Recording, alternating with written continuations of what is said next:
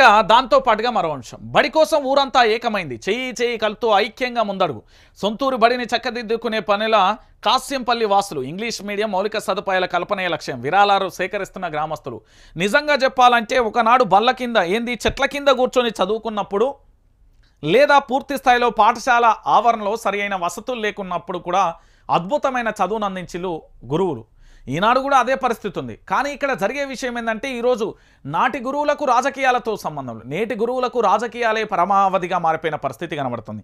చాలా వరకు ఎక్కడ చూసినా కూడా ఇదే తంతు కొనసాగుతుంది అనేది చాలామంది విద్యార్థులు నాకు చెప్తున్న పరిస్థితి కనబడుతుంది.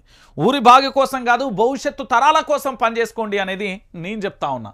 ఈరోజు ప్రతి ఊళ్ళో ఉన్న బడిని ఒక గుడిలా భావిస్తే ఆ గ్రామం ఖచ్చితంగా అక్కడి యువత గంజాయికి దూరం ఉంటుంది, అక్కడి యువత చెడు వ్యసనాలకు దూరం ఉంటుంది, అక్కడి యువత బంగారు బాటకు వేస్తుంది. ఆ గ్రామానికి పూర్తి స్థాయిలో కూడా ఒక పెద్దన్న పాత్ర పోషించి ఆ యువతంతా బయటికి వెళ్ళి గొప్ప స్థాయిలో ఉద్యోగాలు చేస్తే ఖచ్చితంగా కూడా పూర్తి స్థాయిలో ఆ గ్రామం అనేది అభివృద్ధి అనేది శరవేగంగా జరుగుతుంది. ఊరు ఏకం కానంత వరకు ఎవ్వరూ ఏమీ చేయలేని పరిస్థితి కనబడుతుంది.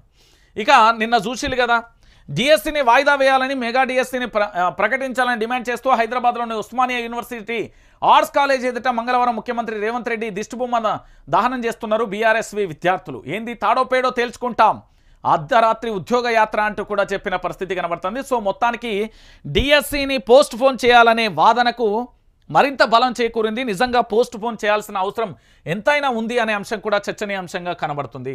దాంతోపాటు ఇంకొక అంశం నిన్న ఏది అంటే, ఖమ్మం పోడు రైతు ఆత్మహత్యయత్నం, పోలీసుల వేధింపులు భరించలేక రైతు భూమికి అడ్డదారిలో కానిస్టేబుల్ పాస్బుక్.